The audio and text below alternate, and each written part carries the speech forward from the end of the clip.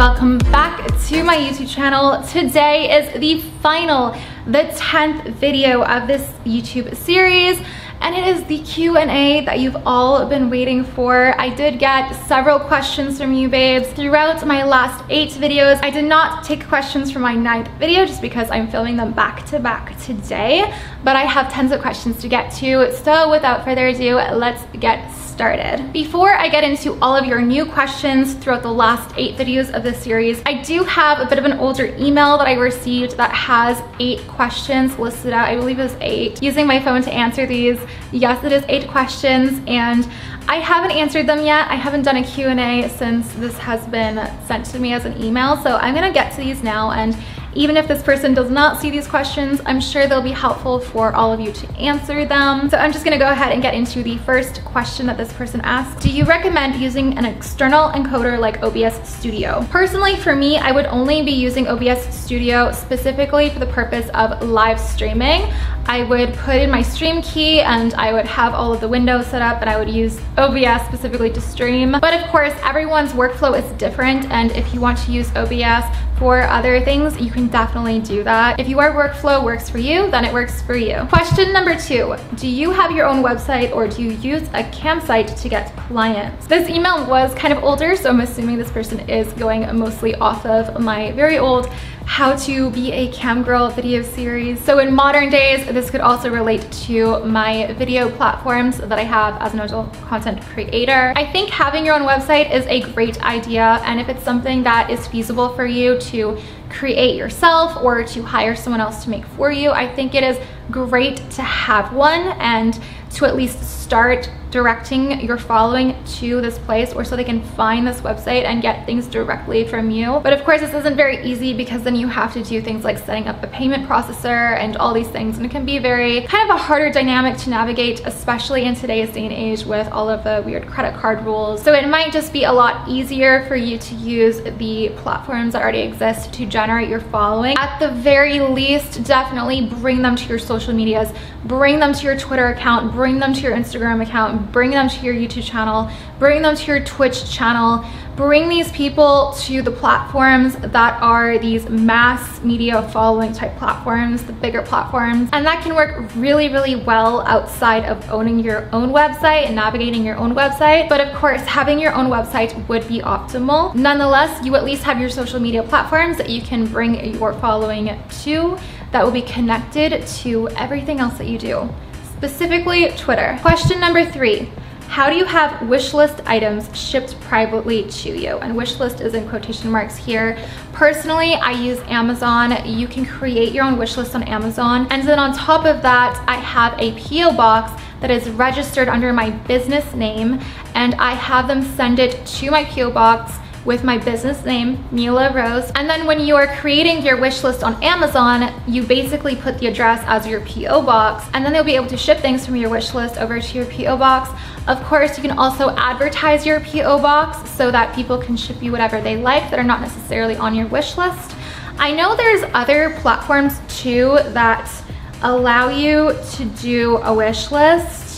I believe it's called Wishtender, wishtender.com. I've seen it being used, and it looks like a great way to receive gifts anonymously or from your fans. And I believe you do need to list out the specific things that they can purchase for you, but that is a great way to anonymously receive gifts, is Wishtender. And personally, I use Amazon Wishlist.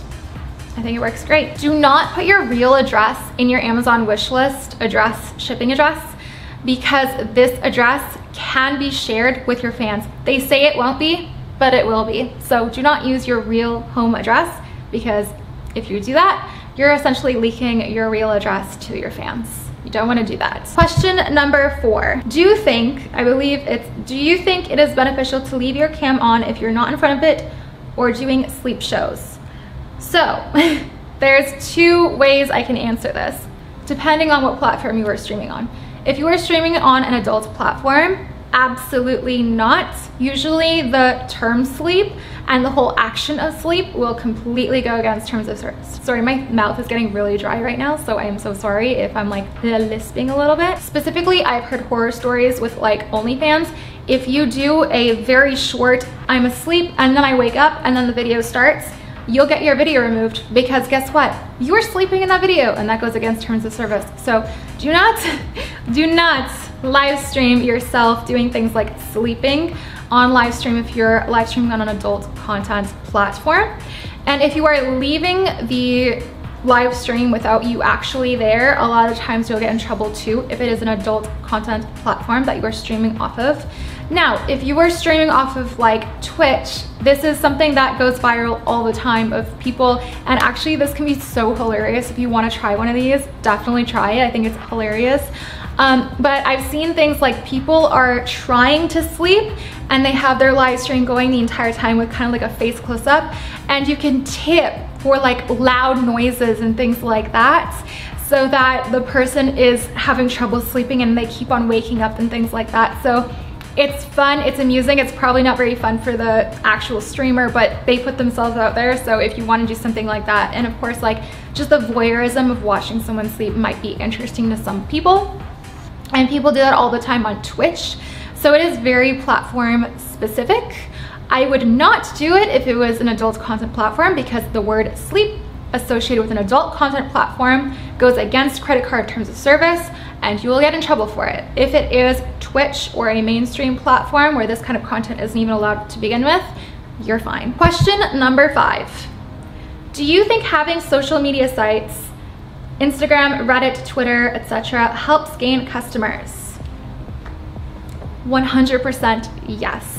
And I even forgot to mention Reddit. I know that Reddit is a great way to build your social media following as well and to advertise off of. However, I don't have a very good time on Reddit for various reasons. I tried to make an account. I was confused about how to specifically use like the link for the image, like whatever. I asked Reddit for help trying to figure that out and navigate it as a first-time user, and they basically said, since you're asking for questions, you're being annoying, we're just gonna permanently ban you. You can never have an account on here again. So I'm not very interested in spending my time on Reddit trying to build a following. Sometimes the level of toxicity of a person, a platform, a thing is just so overbearing that no amount of positives that you can gain out of that is worth having to deal with that amount of toxicity. So no thank you to Reddit, but I have heard that it is a great source of building your following. So if you want to have at it on Reddit, go for it. The #1 platform, in my opinion, is Twitter. Of course, because on Twitter, you can advertise all of the adult content things and you're pretty much going to be okay. Instagram is a great one to have as well. Mainly for all of these platforms, it is about how much traffic there is. But of course, with Instagram, people aren't necessarily there for the hard stuff, although soft stuff can be advertised and they can still find your other accounts, your other platforms. If they like you enough, they'll look you up. You don't even need to advertise it. You just have to have a similar enough username and make sure that they know what your name is that you go by on the internet, and they can do a Google search on you. It's as simple as that. Instagram, Reddit, Twitter, etc. Yeah, and then of course, if you want to go the Twitch route, if you want to go the YouTube route, you can also do these. If you want to go the TikTok route, I believe this email might predate TikTok's popularity. I'm not sure how old this email was, but yes, TikTok is another great one that's used all the time for soft, very, very soft teases for people to find you. And because it's such a viral platform, you get so many viewers, there's so many members, it increases the ability for you to gain an audience.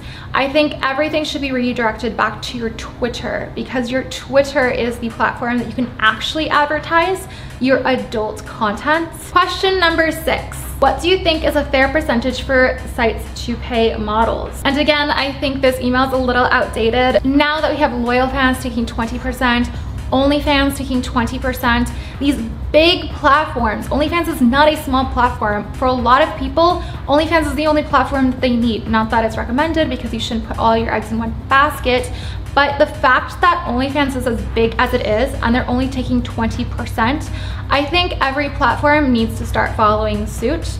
And the fact that sites are being created every single day now with higher cuts, I mean, AP Clips, for instance, has a 70% payout, which is still 10% more than I Want Clips closer sale on many bids. AP Clips still has 10% higher payout for videos than 3 of the top platforms. I have very high hopes for loyal fans. I think members and models are joining loyal fans like crazy right now, and it's a great time to pick it up. I really do need to pick up my guide and reviews for some of these videos. Specifically, loyal fans needs one because this platform is blowing my mind. I think that their customer service handles things really well as well. So far, it's been pretty smooth sailing. Let's move on to the next question. Question number 7. Would you be interested in partnering with or modeling for new sites that pay models more?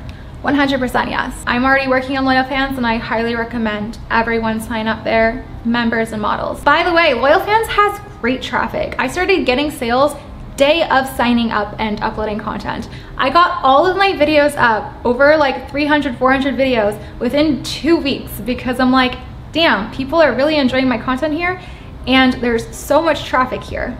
So sign up to loyal fans. 80% payout. Question number 8.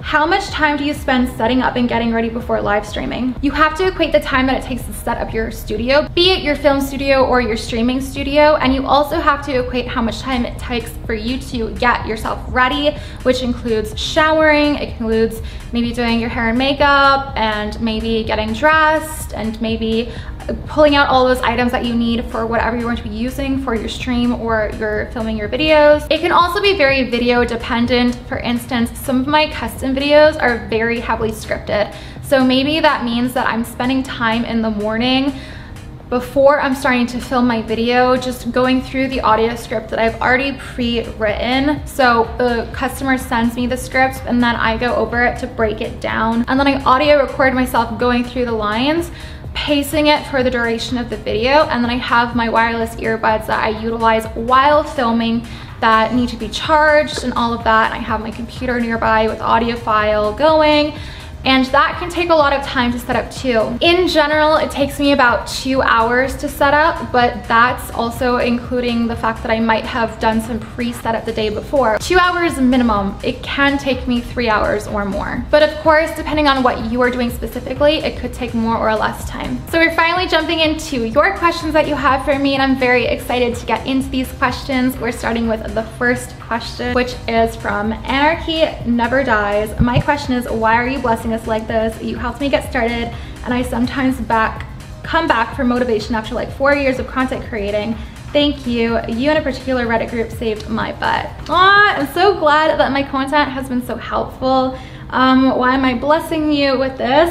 Well, I mean, I wanted to do it because originally when I joined YouTube, the main thing that I was doing was helping and inspiring content creators alike and streamers alike in the adult industry to be successful and learn as I learn, essentially is what kind of content I started doing on my YouTube channel. And I haven't been doing an insane amount of that for a while. And so I realized I probably owe it to you and my followers to create something that is the baseline for my YouTube channel in general. So I wanted to do this, and I felt inspired to do this. I felt motivated to do this. I felt it was the right timing to do this.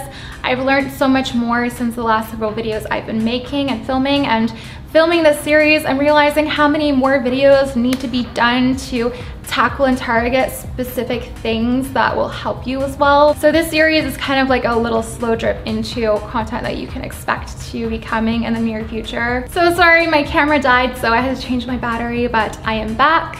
So my next question is, hi, how tall are you? From Kent933. I am 5'5". This is a somewhat unrelated question, but I don't mind answering it. But yeah, that is my height. My next question is from Megan Hardy, and she asks, how much should you sell your content on OnlyFans? And I think that this question kind of applies to pretty much anything when it comes to how you're going to be pricing your content and your services.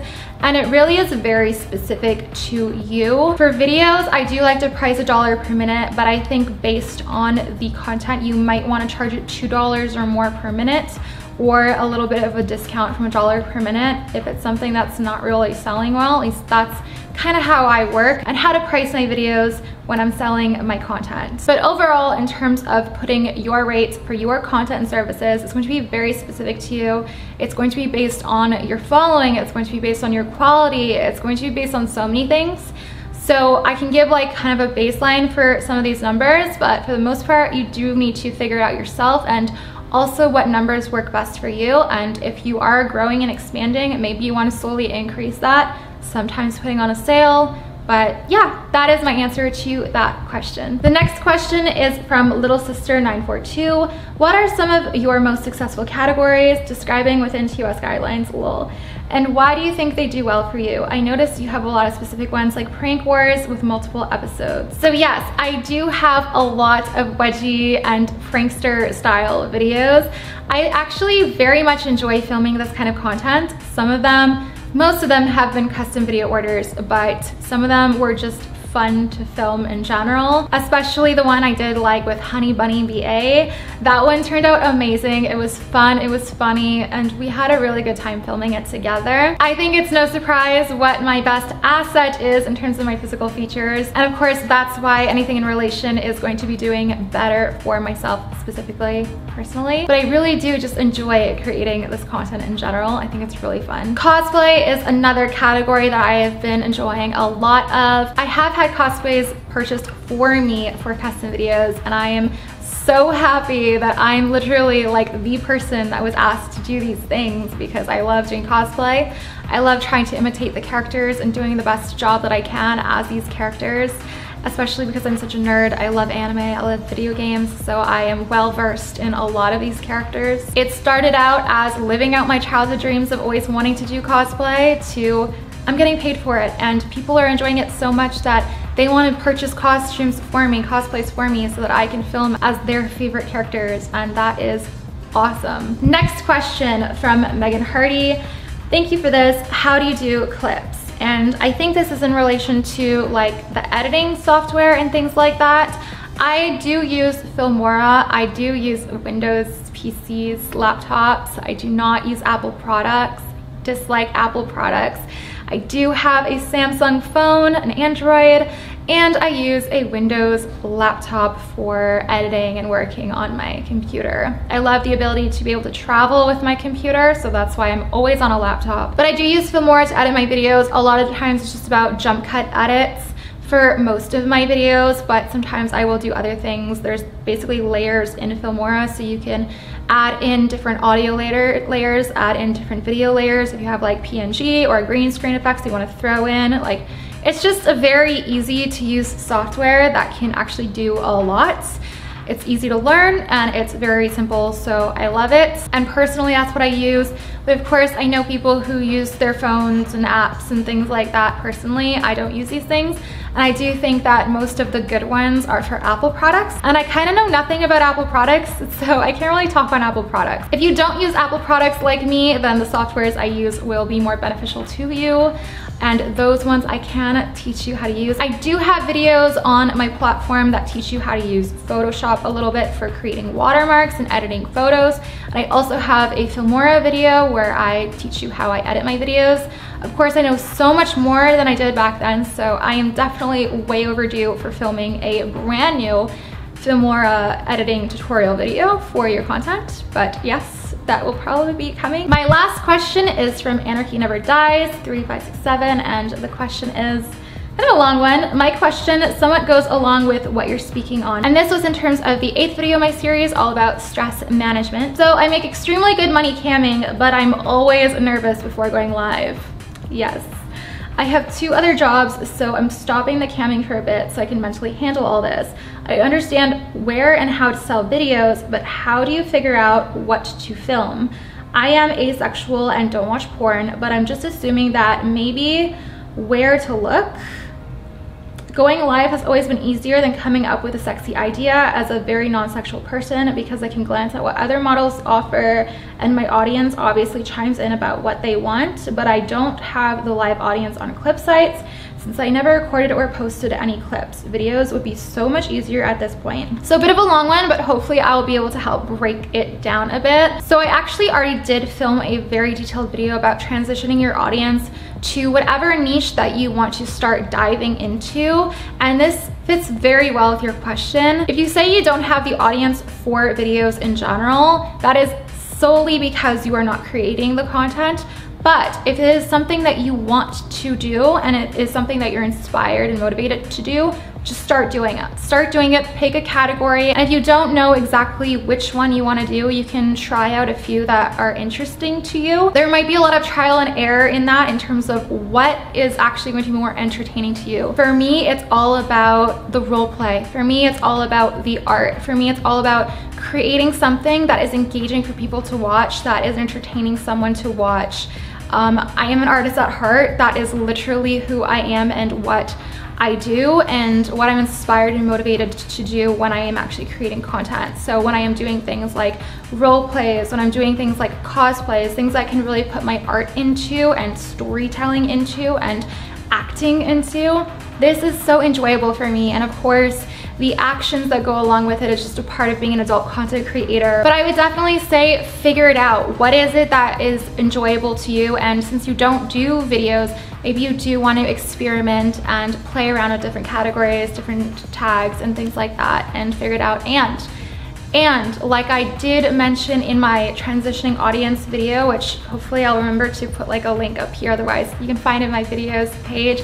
But essentially, the more you create of a specific content, the more you're gonna start gaining an audience for that specific content niche, category, tag, and you might start getting some custom video orders for that specific category, niche, tag. So I hope that helps answer your question. Personally, for me, it was quite a different change to go from the girl next door look that I was doing and the kinks that I was doing and transitioning to cosplay. And again, I did videos on the process that I took to be able to transition my audience to get to doing a cosplay and still have an audience for that. It is a transition in and of itself, but it is something that you can navigate relatively smoothly and opens so many doors for you. And yeah, I think that covered all of the questions that was asked of me. I hope this answered all of your questions.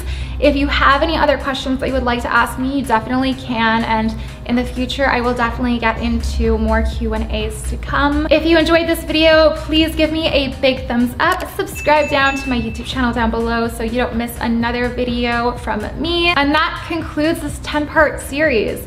Kind of sad, but kind of happy because it's been a bit of a journey to get like a full 10-part series going, but also kind of sad that it's over and I don't get to share more with you twice a week. But I'll be back for more, so stay tuned for when that time comes. Bye for now, till next time.